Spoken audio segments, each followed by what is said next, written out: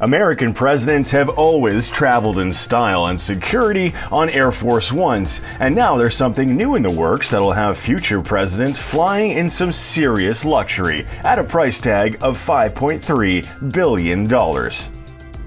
The current Air Force One is very impressive in its own right, so let's start with her. There are a pair of them, and the Air Force One's modified Boeing 747s are as large as flying houses and worth approximately $3.2 billion. The cost per flying hour is $206,337. 10 times that of a regular Boeing 747. That's nearly $250,000 for every hour in the sky.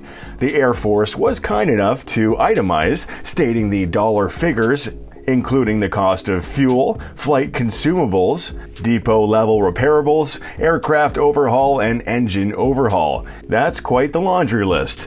The two planes have served presidents, vice presidents, at which time they're known as Air Force Two, and other dignitaries under the administrations of George H.W. Bush, Bill Clinton, George W. Bush, Barack Obama, Donald Trump, and now Joe Biden.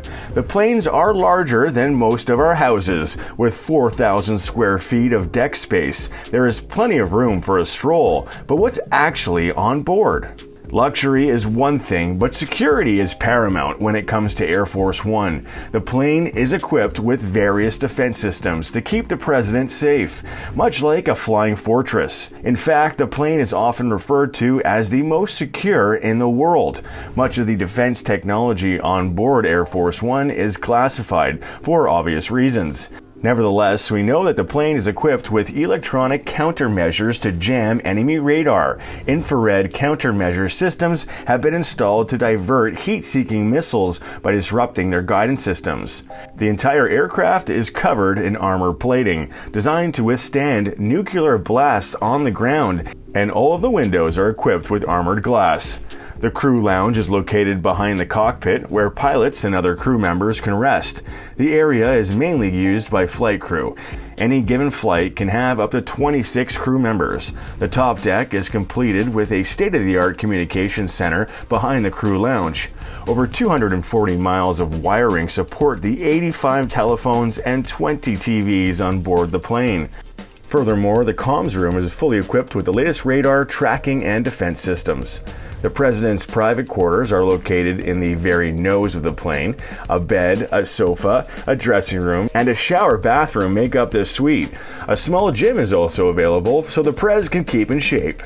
The president's office is behind the suite, the Oval Office in the sky, with a large desk and a private room for the president to chat with advisors and guests. A full medical suite is located behind the office. An onboard defibrillator, blood supplies, and all the equipment you need for emergency first aid can be found here. It can even be used as an operating room.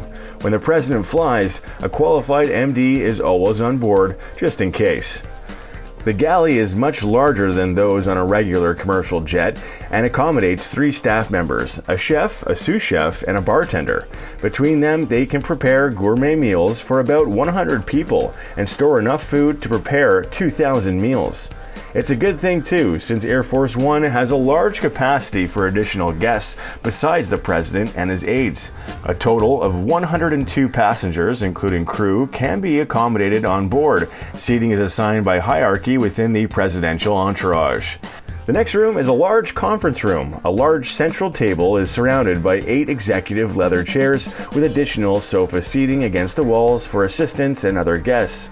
There is a large TV screen in the room, which can be used to watch the news or to hold video conferences with people on the ground. The guest section is located behind the office staff room. It looks more like a commercial aircraft cabin, but a premium business class one. Following this is a security area for the president's detail, as well as bathrooms for guests and press. Oh, and the press doesn't board the plane via the iconic presidential front steps. No. They enter from the back. Moving on to the newest and improved Air Force Ones now. The pair of luxury jets won't be ready for a few years, but in the near future, the replacements for Air Force One will be delivered to Andrews Air Force Base for use by the President and his staff. The replacement program is still estimated to cost $5.3 billion, despite the efforts of President Donald Trump to reduce the cost. The Boeing 747-8I aircraft will replace the aging models used by President George H.W. in the early 90s.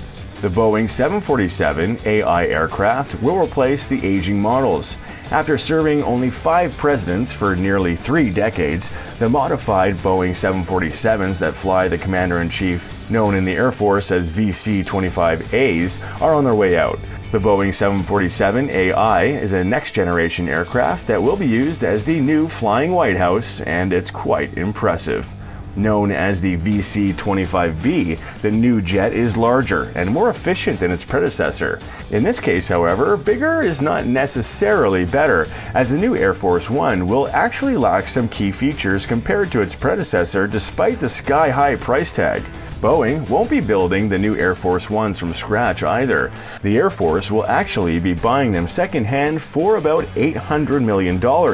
Then they will be enhanced from there and should last for around 3 decades.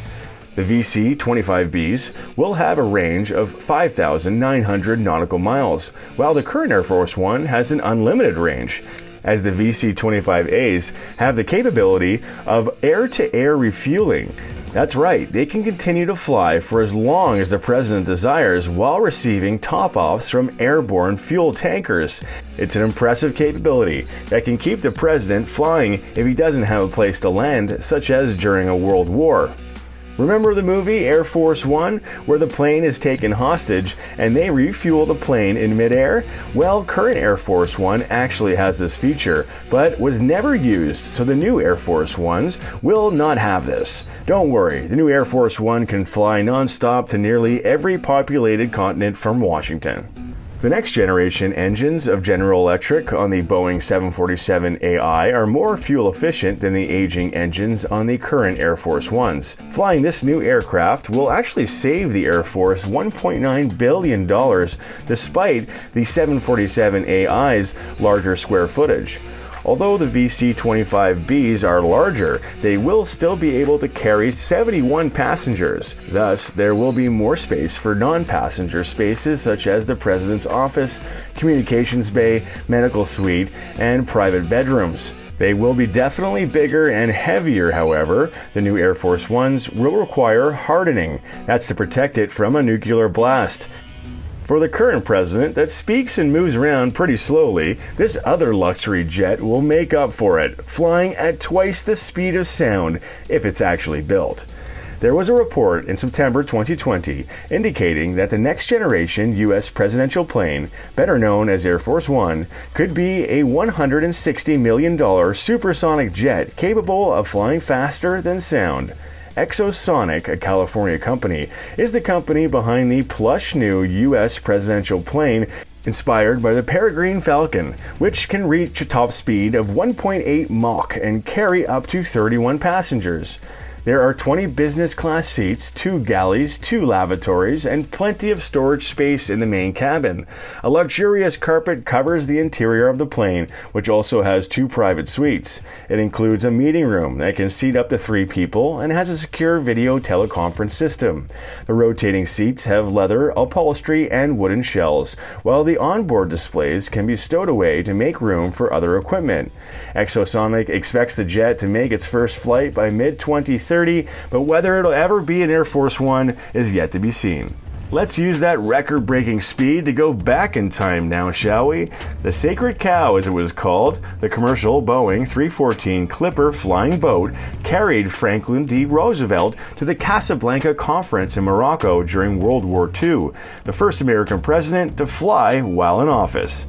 The 4-engine transport plane had a range of 4,000 miles and, unlike the Clipper, could land at any large airport in the world. Known among irreverent journalists as the Sacred Cow, it had a conference room, a stateroom with a lavatory, bulletproof windows, and an elevator for raising and lowering the wheelchair-bound president. A restored Sacred Cow is now on display at Wright-Patterson Air Force Base in Dayton, Ohio, at the National Museum of the United States Air Force. Roosevelt took the aircraft only once, but it remained in service until 1947 during the first Harry S. Truman administration.